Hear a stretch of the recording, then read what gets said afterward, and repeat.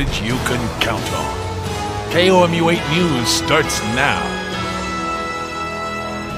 Good afternoon, Mid-Missouri, and welcome to KOMU 8 News at noon. I'm Claire Bradshaw. And Matt, yesterday was such a tease with how nice the weather was. Yeah, and now Mother Nature is walking in and just punching us in the guts because the temperature has dropped. We're seeing rain and sleet across central Missouri. Okay, thanks, Matt. A Boone County deputy confirmed to KOMU 8 a apparent murder-suicide happened on Columbia's north side late last night. A man and woman are confirmed dead. We don't know the relationship yet or why it happened. Their names have yet to be released. Deputies were shot at during the incident, but none of them were injured. The call came in around 11:30 last night. Caucus chaos. No results the morning after the first in the nation presidential nominating contest. And that's after massive problems with the app used to record and relay the votes. This morning, the candidates are already off to New Hampshire, hoping to build on the momentum from a victory in Iowa. At some point, the results will be announced. The Iowa Democratic Party is working to get this result, get them straight. And I want to make sure they're very careful in their deliberations. State Democratic Party officials say a coding error is to blame and not a cyber intrusion. The lack of results gives each candidate a chance to spin it in their favor. We don't know all the results, but we know by the time it's all said and done, Iowa, you have shocked the nation. It is too close to call, so I'm just going to tell you what I do know. You won! We know there's delays, but we know one thing. We are punching above our weight. The Iowa Democratic Party is planning to release half of the caucus results at 4 p.m. local time today, but they say accuracy is their ultimate goal. With the final Senate vote on impeachment scheduled for tomorrow, President Trump will come face-to-face with jurors deciding his fate tonight. It's the annual State of the Union address. NBC's Chris Pallone has the latest. As President Trump prepares to deliver his third State of the Union address, senators prepare to render their verdict in his impeachment trial. I urge every one of our colleagues to cast the vote the facts, the evidence, the Constitution, and the common good clearly require. It's a serious charge.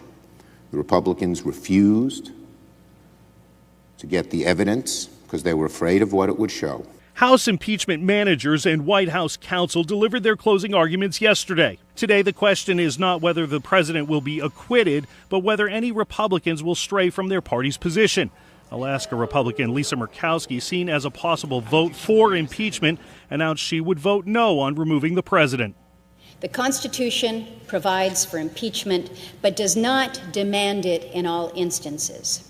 While West Virginia Democrat Joe Manchin, who proposed censuring the president, says he has not yet made up his mind on impeachment. His behavior cannot go unchecked by the Senate. With the president hoping for a bipartisan acquittal to propel him into election season, focus turns to red state Democrats like Arizona's Kyrsten Sinema and Alabama's Doug Jones. I'm still working on it. On the eve of the impeachment vote, the president's allies say they hope he avoids the topic during the State of the Union. The White House says the president plans to focus on the future, touting the state of the economy and his efforts to control illegal immigration. Chris Pallone. Tonight on NBC Nightly News, Lester Holt anchors special coverage from Washington ahead of the president's State of the Union address. The latest on what's expected in President Trump's speech about his job performance, the impeachment, and the first 2020 votes cast. A special primary election is scheduled to be held in Baltimore, Maryland today. The primary will decide who succeeds the late Representative Elijah Cummings. There are 24 Democratic and 8 Republican candidates running in the election to fill the seat of Cummings. A total of 315 polling locations will be open tonight from 7 until 8 tonight. A woman who said she had a panic attack while testifying against Harvey Weinstein yesterday is expected to retake the witness stand today. Jessica Mann, who says Weinstein raped her twice, faced hours of questions Monday. When trying to explain her relationship with Weinstein, she began sobbing uncontrollably. She left the court gasping for air and stumbling. Weinstein's attorney, Donna Rotuno, is trying to paint the encounters as consensual. She points to messages like ones in which Mann expresses love for Weinstein. A 5-year-old boy and an elderly man died in a fire in Illinois last night. According to officials, crews responded to calls of fire just after midnight. At least 4 other residents were displaced due to the fire. The cause of the fire is still under investigation, but strong wind conditions are believed to have played a role in the increasing size and strength of the flames. An explosion left 2 people with critical injuries in central Ohio. The explosion and fire leveling a mobile home in Columbus this morning injured a man and a woman. Both were sent to an area hospital in critical condition. Firefighters evacuated neighboring homes as a precaution. There's no word on what sparked the blast. Local elections are around the corner. Today, the community has the chance to meet with Columbia City Council and Columbia School Board candidates. The Columbia Board of Realtors will be hosting the candidate forum this evening. The forum will serve as a kickoff event for the 2020 local elections. School board candidates will start at 5, with city council candidates starting at 6:30. Candidates will discuss their thoughts on local issues. In the past, 40 to 60 have attended the event. The president of the Board of Realtors says he hopes to see just as many or more. The best way to see change in your community is at the local level, and being involved is the easiest way to get that done, because it just involves showing up. And you know, we all have busy schedules. I completely understand that, but if you can just make yourself present and make your ideas heard, that's just a great way to really see change. Residents will have the opportunity to share ideas and ask questions to the candidates afterwards. The Kansas City Chiefs are back home today after the Super Bowl win. They arrived at KCI yesterday afternoon. The team's plane even got a water cannon salute. At one point, the pilot waved a Chiefs flag out of the cockpit window.